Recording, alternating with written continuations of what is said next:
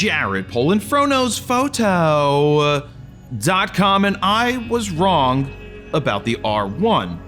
Kinda, because let me explain. When the R1 was originally put in my hands and the specs were shared, I said that it wasn't a flagship. I called it an R3 Mark II. I called it that because the R3 was and still is a fantastic camera, and based on the specs of the R1, it felt like a mid-cycle refresh. So there was some disappointment. Well, after months of shooting everything from sports to portraits to concerts, a safari, and more, do I think that the R1 is truly a flagship or just an updated R3 Mark II?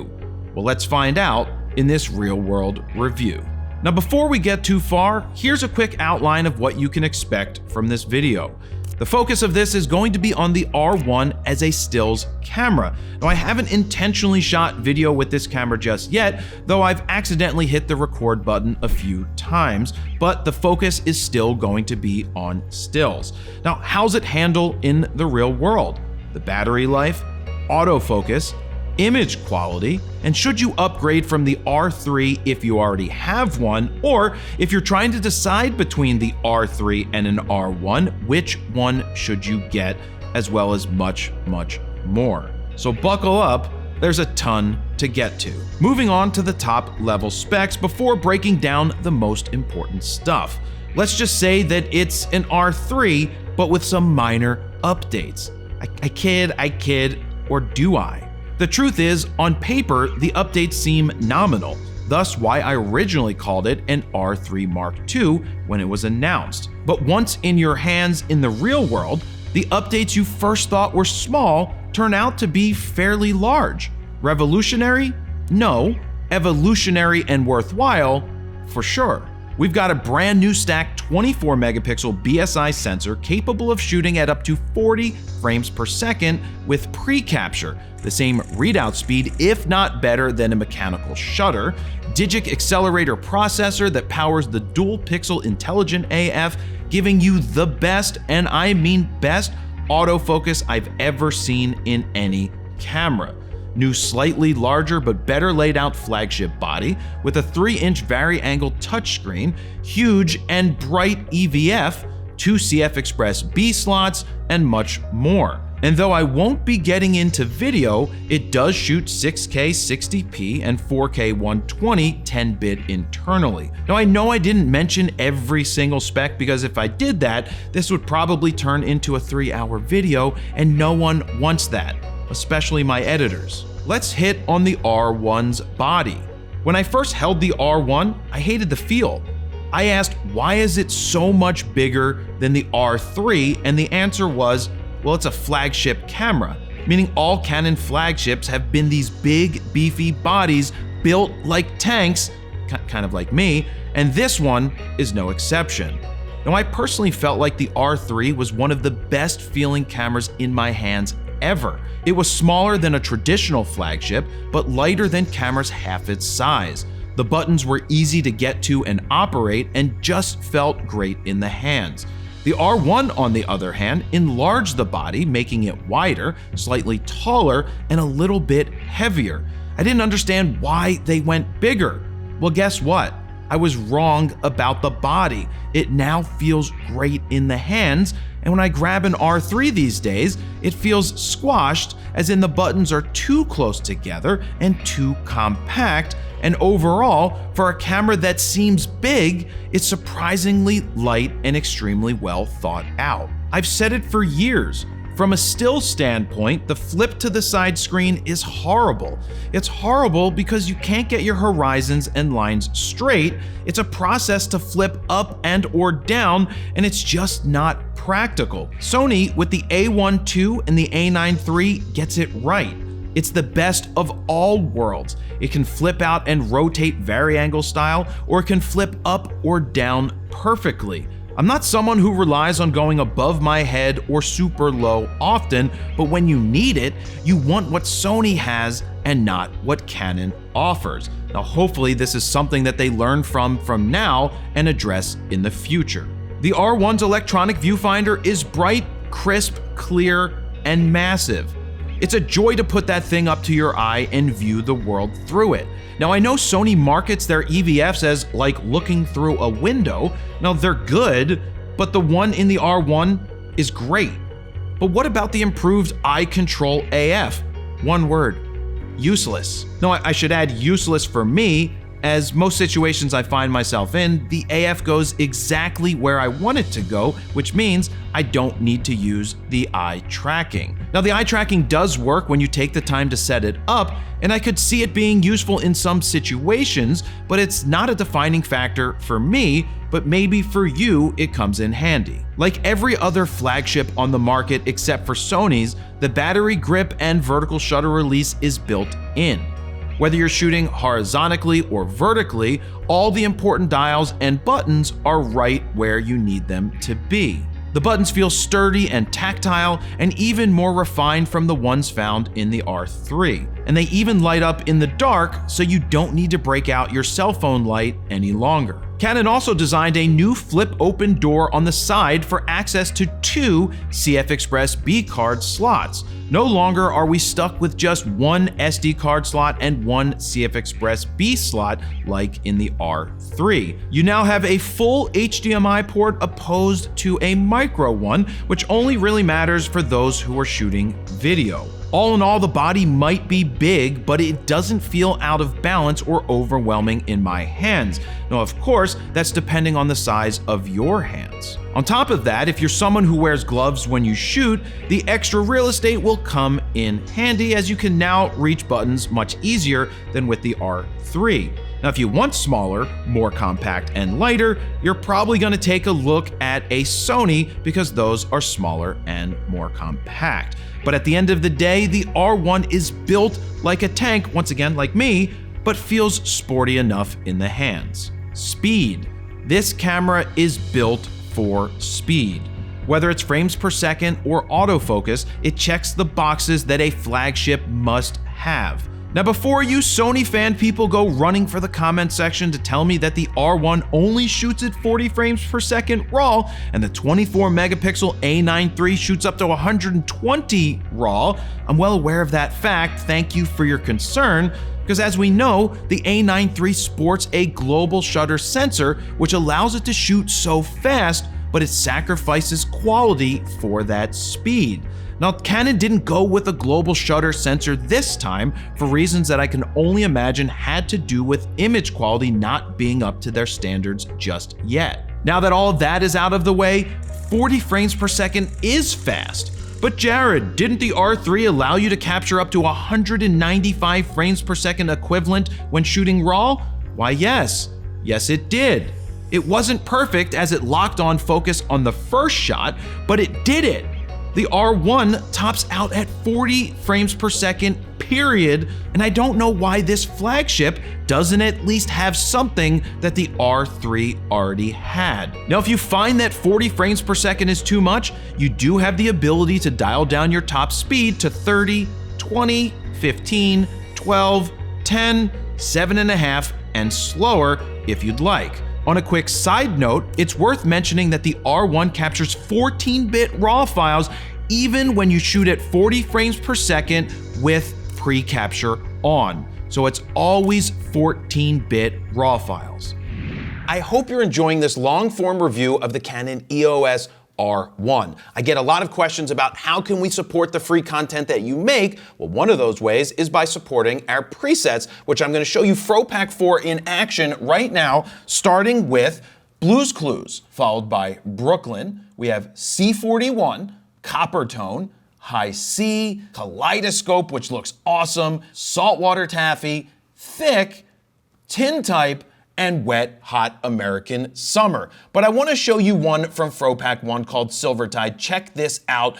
Boom. Look how incredible and classic that looks. So look, if you want to speed up your RAW workflow, give yourself a great starting point, or you're just tired of other people's presets sucking, as you can see, ours don't suck, and they also work in Lightroom Mobile on your JPEGs and RAWs. So as you can see, we created 14 all new custom Lightroom presets that you can check out right now at fronosphoto.com/fropec4. While you're over there, you can play with the sliders to see the befores and the afters. And if you decide to pick them up right now, they are currently on sale.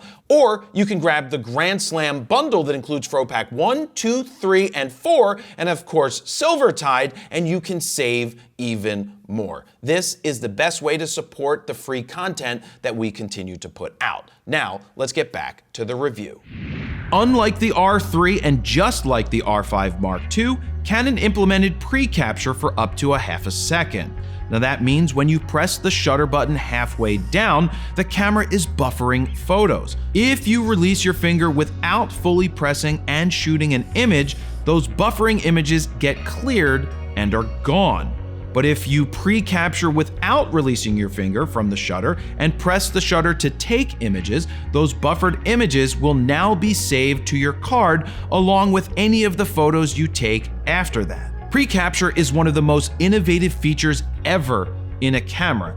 And no, Canon wasn't the first to implement it. They did have it in some of their older cameras, but the way they do it now is the proper way to offer it. We've all been there where we're a fraction of a second late to press the shutter button and miss the moment. Well, now you have the ability at times to wait for that action to happen before you react. Case in point, a batter at a baseball game. You used to start firing as soon as the pitcher went into their windup, and if the batter didn't swing, you just burnt a lot of files or film. Now you can focus on the batter while pre-capturing. If they do swing, you fire away just like you normally would, knowing that you captured a half a second of images prior to the full swing. Now it's not all rainbows and butterflies for Canon's implementation of pre-capture. You're locked into a half of a second period. You can't go higher, you can't go lower, it's always a half a second.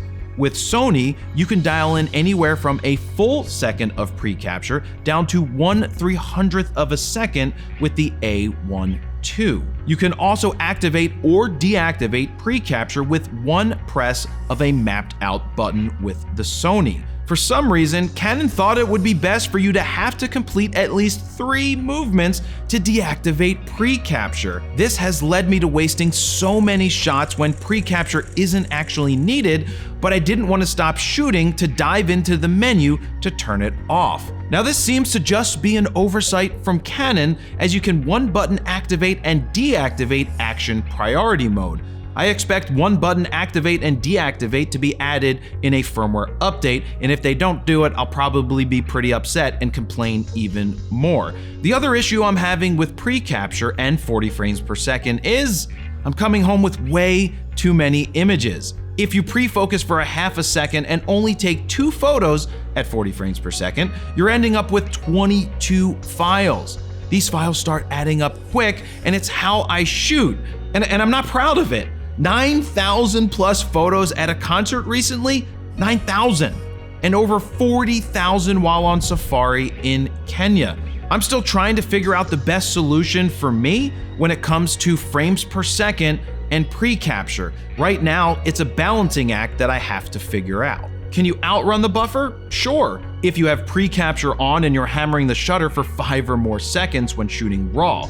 Now in terms of RAW file size, you're looking at anywhere from 24 megs to 37 or 38 megs per file, depending on your ISO and the details in the image. So does the battery hold up under the pressure of pre-capture and 40 frames per second? The simple answer is yes. Even though Canon's still using the LPE19 battery that originally came out in 2016 with the 1DX Mark II, I haven't come close to running out of juice in any of the events that I've shot. From concerts to basketball games to out on safari. The battery life was not an issue for me at all. Now enough about shooting speed, because it doesn't matter how fast you can shoot if the image quality is garbage. So how's the 24 megapixel sensor in the R1? Well, it's similar in quality to that of the R3 across the board at high and low ISO, but we found that the R3 has slightly better image quality. Now we're talking splitting hairs slightly, but like I've been saying for years, the R3 was a revolution and still holds up today. But wait, how is it possible that a flagship has slightly worse image quality than the R3, which wasn't considered a flagship? I think it came down to Canon making a choice that speed was the most important thing. And with speed comes a trade-off, and it's a slight trade-off in quality. Now, mind you, most of it is imperceivable in the real world, and the people who will be R1 users truly only care about getting the image, not pixel peeping to the nth degree. And before people start tossing around the term Canon apologist, which is a really dumb term by the way, check your bag for a flagship. That's what I thought. No flagship, unless you found a flagship in there. Blunt? Yeah. Because the photographers who shoot in the real world day in and day out with the best of the best with honors, sir, don't care what you think. They care what they're able to capture. Let me make something abundantly clear. The R3's image quality, especially at high ISOs, is legendary. The R1 at high ISO is also legendary and superior to that of its competitors. Now, speaking of competitors real fast, Sony made a very similar choice when they put out their A9 III with a global shutter sensor. Image quality took a hit, but the trade-off for the people who wanted the speed was well worth it. Give me the real world any day over studio tests, or people who just want to bitch about a camera that they can't have. The R1 was able to almost double the readout speed of the R3, making the R1's electronic shutter readout speed even faster than a mechanical shutter. That means even less chance of rolling shutter in fast-moving subjects. It's not global shutter fast like the A9 III, but it's one step closer. Now, I do want to point out that the R3 rarely exhibited rolling shutter, and the R1 will all but do away with it. But before wrapping this section on image quality, for people complaining that 24 megapixels isn't enough, I don't know what to tell you other than you're crazy. Get over it. There's nothing wrong with 24 megapixels, and there was nothing wrong with the roughly 6 megapixels from the Nikon D1X, which I proved was more than capable of garnering a big-ass print from when we did a real-world review of an ancient DSLR. I also don't crop my images 100% like a lot of the people out there. But even if you want to crop the shit out of your images, go for it. 24 is fine. You're mostly posting the results online where no one would ever know the difference anyway. And even if you do make prints from the images, they're still going to be great no matter the size you print, unless you really crop a ton. 24 megapixels is a non-issue in my book. Now, this is something that differentiates the R1 from the R3 and everyone else in the camera industry. The R1's autofocus system with the digic accelerator and cross-type sensors for both horizontal and vertical cannot be matched by any other camera out there. The R1 runs circles around Nikon's flagship, and based on my real-world usage of Sony's A9 III and A1 II, the R1 comes out ahead. Now, when I say ahead, it's not by a ton, but it's, by a little. And for those wondering how it compares to the R3, which has amazing autofocus, the R1 is noticeably improved. Any R3 shooter who puts an R1 up to their eye knows exactly what I'm talking about. You feel and see the difference instantly. Now, it's still crazy to me to be able to put an 85-1.2 onto the camera and be able to nail focus for high-speed action time and time again. People always leave comments that autofocus isn't everything, and you're right. But in these high-end flagships, it's one of the most important features for the people buying them. One interesting change from the R3 to the R1 is Canon has gone away from all the different autofocus cases. You now only have auto and manual. Now I know some photographers might prefer the old case method that Canon offered, but they did away with it probably because the cameras are becoming more and more powerful at automatically adapting to different scenarios. What about action priority? It's tremendous in practice, but in reality, is it as effective? Currently, there's 3 ball sports to choose from: soccer, basketball, and volleyball, all sports with big balls. In the future, I'm sure a firmware update will bring even more ball sports to the menu. But does it actually work? It does. From what I've found, it does a great job with soccer, which is played on a bigger field versus basketball, which can get congested on the smaller floor with bigger bodies. Action priority for volleyball is kind of useless as you can't chase the action around, and no, you shouldn't turn action priority on for sports that aren't the 3 that the camera lets you choose from. I've tried it and it doesn't work. So here's what action priority is doing for the example of basketball. It's basically tracking the ball and the movements of the body to determine where the pass is going to go so that the focus gets there before your eyes even get there. Like I said, it's incredible. Time and time again, it just nails the focus. It doesn't matter if the subject's eye is across the room, across the field, or filling the frame. The camera not only locked on, but also tracked even if the subject ended up being blocked or went behind an object. From portraits to football to the wilds of Kenya, if the focus missed, it usually was my fault. Now, before moving on, there were a few challenging situations in Kenya that caused me to adapt to an older method of finding focus. That was any time that a subject would be walking through or lying in tall grass. In some situations, the IAF did exactly what it was supposed to do and found the eye even with grass running through it.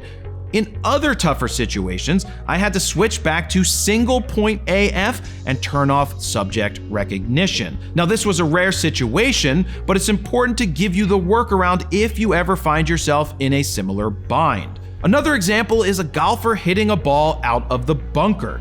Sometimes the focus stays locked on the face, and other times it locks on the sand and not the face. No autofocus system is perfect, but what the R1 offers is the most sticky, most accurate, and most reliable focus system I've ever encountered. Now it's time to land the plane. Though the R1 is not the revolution some hoped for, it's certainly a solid evolution of what was already a great camera in the R3. The R1 with the best autofocus in the game bar none. The bigger, clearer EVF, beefier and better built body, shooting speed, high ISO capability, and overall quality, the R1 is a monster of a camera and has proven my initial prejudgments wrong. I've been using R3s since they were released, and I had zero hesitation shelving them in favor of going all in on the R1, and I'm happy with the upgrades and results. But that far from means the R1 is a perfect camera. It just means it's the best choice for me personally right now. So if you already have an R3 and you're hesitant on jumping into the R1, what's the move? Well, in my opinion, if you're a full-time pro making a living day in and day out with your camera, I'd dump the R3 to some up-and-coming photographer for $3,000 give or take while you can, because the prices are gonna continue to drop, and roll that money right into a new R1. I've always been about getting the most value out of a camera while you can, and using the cash to lighten the burden of your next flagship. If you're more than happy with your R3, stick with it. It's one of the greatest pro cameras ever built and will continue to capture great images for years to come. What I wouldn't recommend doing is buying a new R3 for $4,500, which is the price at the time of recording this. I'd personally buy a used one from a reputable reseller like B&H Photo, or a verifiable professional photographer for no more than $3,300, give or take, depending on the usage and the accessories that come with it. Stick to pros you know or the store you trust. The way I look at it is this. The R1 is the first step in a new line for Canon. It's not much different from when Sony surprised the world with the flagship A1, a new line of cameras, and recently put out the A1 II, which many people complained didn't do enough to justify its existence. Oh snap! Am I about to say that the R1 is closer to an R3 Mark II than Canon had hoped? Why yes, I am. Because it's close, and it doesn't matter what you call it. Because I suspect it's Canon's intention to differentiate the two lines more in the future. This is the fork in the road moment for Canon.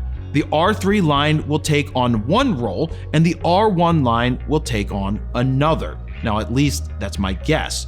But only Canon knows which way they will go, and only time will tell if they will fail or succeed. Jared Polin, FronosPhoto.com. See ya.